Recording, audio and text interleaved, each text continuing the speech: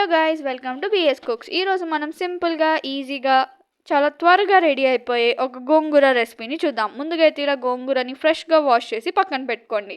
ఇప్పుడు ఒక onion cutter లేదా మిక్సీ జార్లో ఆనియన్స్, పచ్చిమిరపకాయలు, కొంచెం కొత్తిమీర వేసి బాగా పేస్ట్ చేసుకోండి. నాకైతే ఈ ఆనియన్ కటర్ చాలా బాగా నచ్చేసింది.